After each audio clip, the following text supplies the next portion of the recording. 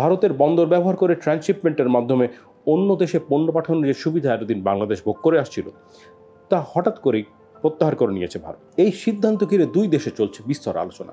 ভারতের এই সিদ্ধান্তের কারণে বাংলাদেশের অর্থনীতির উপরে এবং আন্তর্জাতিক বাণিজ্যের উপরে কী ধরনের প্রভাব পড়বে, এতে ভারতের উদ্দেশ্যই বা কী? এই সিদ্ধান্তের পেছনে কি শুধুমাত্র নিছক বাণিজ্যিক বিষয় ছিল, নাকি এর পেছনে ছিল কোনো রাজনৈতিক অভিসন্ধি? এসব কিছু নিয়েই আজকের স্টার নিউজ প্লাস। ভারতের ভেতর দিয়ে বাংলাদেশি পণ্য নেপাল বা ভুটানে যাচ্ছে, অথবা সেখান থেকে ভারতের ভেতর দিয়ে বাংলাদেশের ভেতরে এসে বাংলাদেশের কোনো বন্দর ব্যবহার করছে, এই রকম সুবিধা বাংলাদেশ এবং নেপাল বা ভুটান বেশ আগে থেকেই ভোগ করে আসছিল।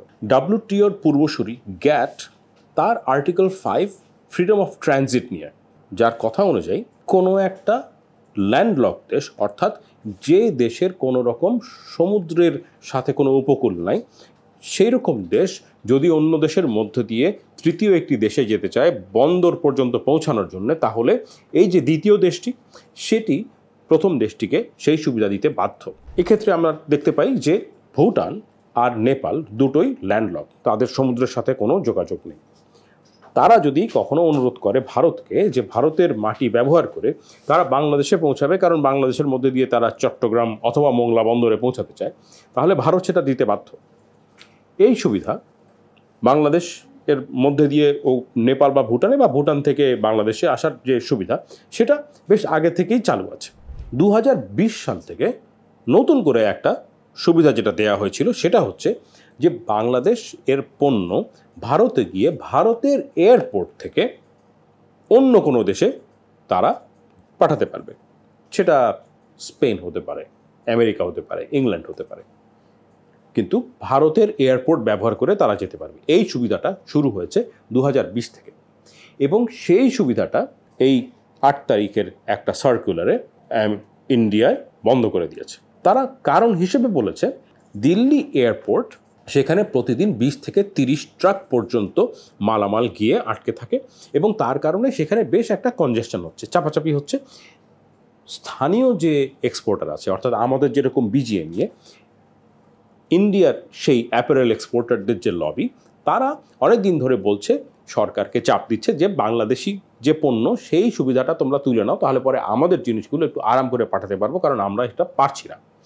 এই চাপের মুখে পড়ে তারা বলছে যে তাদের এটা করতে বাধ্য হয়েছে। ঢাকা থেকে দিল্লি পর্যন্ত মাল পাঠিয়েও আসলে ঢাকা এয়ারপোর্ট থেকে পাঠালে পরে যে খরচ হয়, তার থেকে অনেক কম খরচ হয় দিল্লি থেকে। ব্যাপারটা এইরকম না যে দিল্লি থেকে যে সুবিধাটা আমরা পাচ্ছি সেটা আসলে অন্য কোথাও পাবো না। ঢাকা থেকেই সেই রকম করে RMG এবং কাপড় চোপড় পাঠানো সম্ভব, কিন্তু এখানে খরচ অনেক বেশি। ঢাকায় প্রতি কিলোতে যেখানে লাগে $3, সেখানে দিল্লি থেকে পাঠাতে লাগে $1.2, অর্থাৎ এখানে 3 টাকা হলে ওখানে 1 টাকা 20 পয়সা। তো এই পুরো জায়গাটা গাড়ি চালিয়ে নিয়ে যাওয়ার পরেও দিল্লি থেকে পাঠালে 1 হচ্ছে সস্তা হয়, আর 2 হচ্ছে ওরা জলদি করে পাঠিয়ে দিতে পারে। ঢাকায় সেটা হয় না। সেজন্য আমাদের অনেক এক্সপোর্টার ওইখান থেকে মাল পাঠাতে চেষ্টা করে। কিন্তু এখানে আরেকটা বিষয়, সেটা হচ্ছে যে এইরকম একটা সুবিধা যদি আমাদের হুট করে বন্ধ করে দেয়, তাহলে পরে আসলে আমাদের ক্ষতি হবে কেমন? ধরে নিলাম যে সারা বছরে আমরা বিদেশে এক্সপোর্ট করি 1000টা শার্ট, তাহলে তুলনামূলকভাবে বলতে হবে যে এই 1000 শার্টের মধ্যে আমরা দিল্লি দিয়ে পাঠাই 9টা শার্ট, ঢাকা এয়ারপোর্ট দিয়ে যায় 96টা শার্ট, আর 894টা শার্ট যায় চট্টগ্রাম পোর্ট দিয়ে। চট্টগ্রাম বন্দর 894, আর ঢাকা এয়ারপোর্ট আরও 96, এই মিলিয়ে আমাদের হয়ে যায় হচ্ছে 990, আর 9টা শার্ট থাকে ইন্ডিয়ার ভেতর দিয়ে যাওয়ার মতো।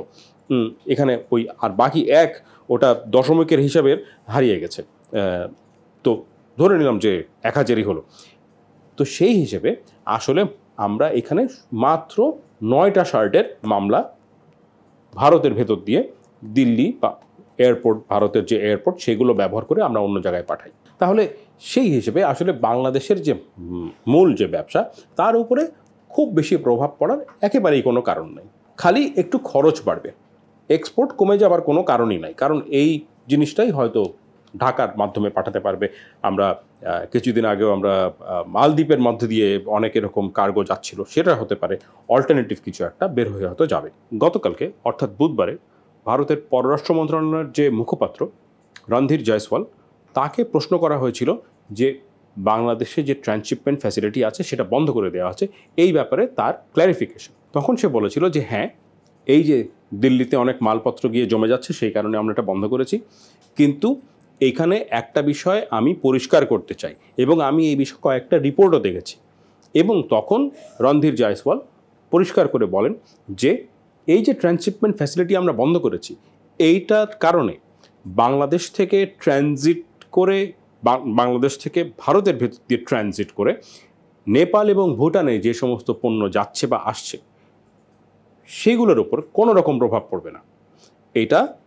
এই ট্রান্সশিপমেন্ট ফ্যাসিলিটি বন্ধ করা হয়েছে ভারতে ঢুকে ভারতের এয়ারপোর্টগুলো ব্যবহার করে আমরা অন্য জায়গায় যখন মাল পাঠাতাম সেই ফ্যাসিলিটি বন্ধ করা হয়েছে। কিন্তু প্রশ্ন হচ্ছে যে এইটা যদি একটা কমার্শিয়াল সিদ্ধান্ত হয়, বাণিজ্যিক সিদ্ধান্ত হয়, তাহলে তো ভারত এখানে বলতে পারতো যে তোমাদের 1 টাকা 20 পয়সা না, এখন থেকে পার কিলো 1.5 টাকা করে দিবে বা 2 টাকা করে দিবে। কারণ ওখানেও তো এটা ফ্রি সার্ভিস দিচ্ছিল না, তারা তো এখান থেকে ব্যবসাই করছিল। তারা এই ব্যবসাটা কেন হারাতে যাবে? বাংলাদেশিদেরকে তো দামাদামি করে দাম আর একটু বাড়িয়ে নিতে পারত, সেটা কিন্তু করেনি। 5 বছর ধরে চলমান একটা সুবিধা হঠাৎ একদিন এসে একটা সার্কুলার ইস্যু করে বন্ধ করে দিয়েছে। এই যে আমেরিকান প্রেসিডেন্ট ট্রাম্প, যিনি আসলে মোটামুটি ধরেই নেওয়া হয় অত্যন্ত আনপ্রেডিক্টেবল, কখন কি করবেন তার ঠিক নেই, সেই ট্রাম্পও কিন্তু বেশ কিছুদিন ধরে বলে আসছিল আমি কিন্তু সবাইকে ট্যারিফ দেব, যে আমাদেরকে যত বেশি ট্যারিফ দেয় আমরা তাদের উপর সেই রকম ট্যারিফ আরোপ করব।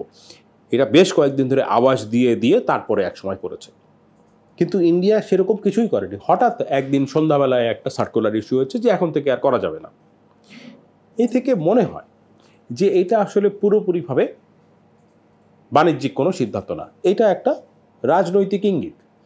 এবং ওই যে অগাস্টের 5-7 তারিখ থেকে ভারত বাংলাদেশের সাথে যে এরকম আচরণ করছে, সেই রকম বিমাতাসুলভ আচরণের এটা আর একটা ছোট্ট উদাহরণ। এবং এখানে শুধু ইঙ্গিতটা এরকম যে চাইলে পরে আমরা আসলে অসুবিধা তৈরি করতেই পারি।